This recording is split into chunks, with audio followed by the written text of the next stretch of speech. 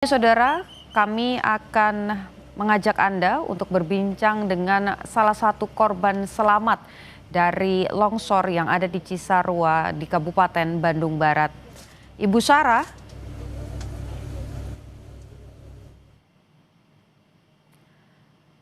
Ibu Sarah bisa mendengar suara Putu di studio?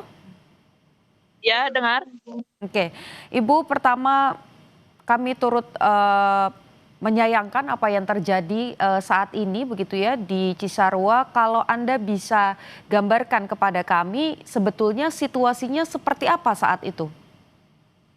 Saat itu hujan angin, terus gemuruh, berbisik, ada pecahan kaca, terus pas dilihat dari luar, masuk lagi ke dalam, udah banyak tanah ke dalam menyosor, keluar semua, aku di kamar, diselamatin sama si bapak, terus udah keluar, lihat posisi, jalan udah ketutup sama tanah, jalannya jalan kebun. Hmm. Pada saat peristiwa itu terjadi, Anda sempat terpisah dengan pihak keluarga, lalu bagaimana proses Anda bisa kemudian menyelamatkan diri? Apakah mendapatkan bantuan juga dari petugas?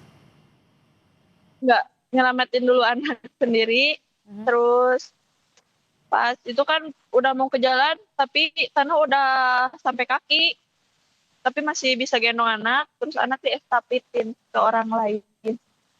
Mhm. Ini pasti pengalaman yang tidak mudah kemudian untuk dilewati begitu. Ketika kemudian longsor sudah terjadi, Anda berhasil menyelamatkan diri bersama dengan anak Anda, apa yang kemudian dilakukan? Kemana kemudian Anda mencari tempat yang lebih aman?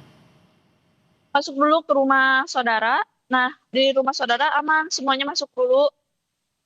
Gak beberapa selang menit kemudian ada yang teriak-teriak cepet keluar, airnya udah gemuruh, udah ngebendung, disuruh keluar, lari ke atas, hujan-hujanan. Mhm. Hmm. Sebelumnya, apakah ada peringatan bahwa akan ada cuaca buruk atau terkait dengan longsor dari pemerintah setempat, Ibu? Tidak ada. Tidak ada, tapi kondisinya memang beberapa waktu sebelumnya atau beberapa hari sebelumnya, cuaca di sana seperti apa? Hujan terus, tapi hujan yang kemarin hujannya benar-benar sama dibarengin angin gede. Oke, baik. Sekarang posisinya Ibu Sahra ada di posko pengungsian. Iya. Oke, dengan mhm. Ketika peristiwa itu terjadi, kami mendapatkan informasi bahwa sempat terpisah dengan anak Ibu Sahra, betul? Dengan terpisah sama mama. Dalam kondisi seperti apa bisa diceritakan? Kemudian bagaimana proses pertemuannya? Apakah ditemukan atau kembali bertemu di posko pengungsian? Ya, waktu itu pas udah lari ke atas, aku sama suami sama anak lari ke atas sama hujan, tapi mama masih di bawah. Mhm. Ke rumah dulu saudara, minta dulu ada yang ngasih selimut buat dede soalnya. Nah, udah itu disuruh lagi sok weh pergi soalnya situasi udah gak aman. Di situ pergi ke bawah, udah pergi ke bawah, langsung ke sini ke pos. Terus ketemu sama saudara itu, sama mama, di rumah saudara, ke rumah saudara dulu. Oke. Sampai dengan hari ini apa masih ada keluarga ataupun juga kerabat yang masih terpisah atau semua sudah berkumpul kembali, Ibu Sahra? Balik.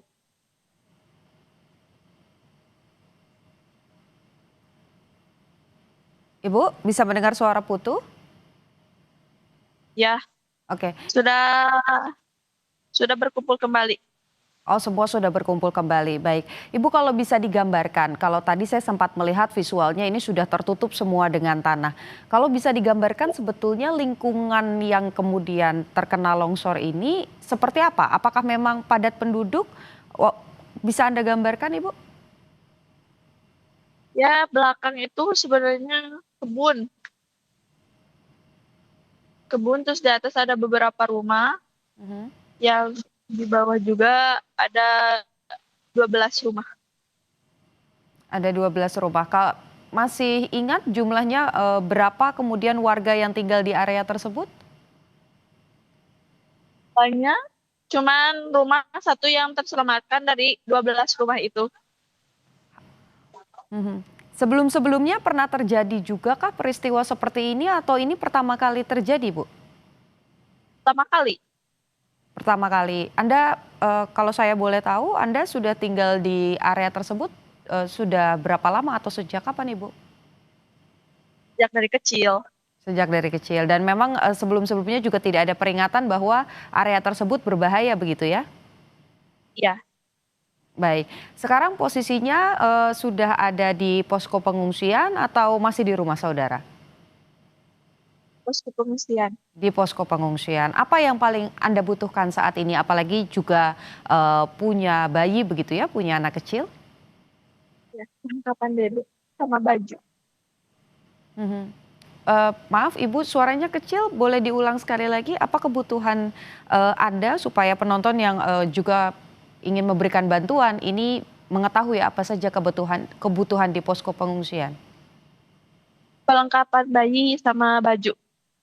Baik, kalau obat-obatan, kemudian, apa namanya, pakaian, apakah semua bantuan sudah terpenuhi di posko pengungsian? Sudah. Sudah terpenuhi.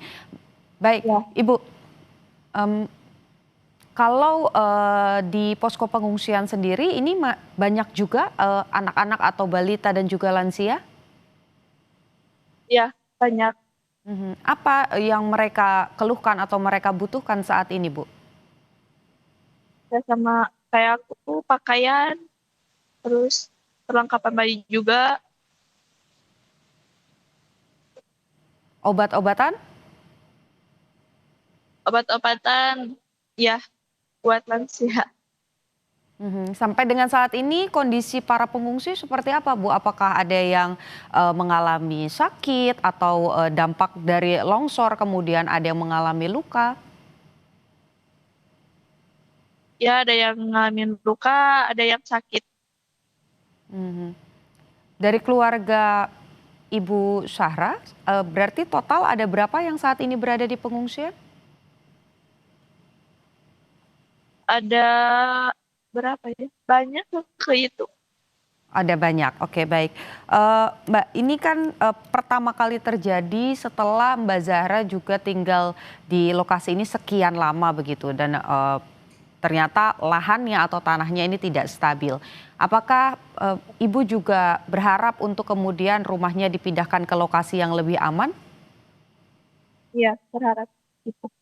Mhm, apa yang mau disampaikan kepada pemerintah?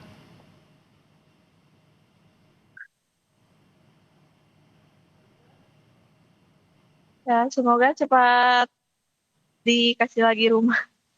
Oke, baik. Terima kasih Ibu Zahra sudah berbagi dengan Kompas TV. Kami harap semua kebutuhan di posko pengungsian terpenuhi dan seperti tadi harapannya tempat tinggal yang nyaman begitu dan juga aman ini bisa segera diberikan. Terima kasih sudah berbagi dengan Kompas TV. Sehat selalu, Bu Zahra. Terima kasih.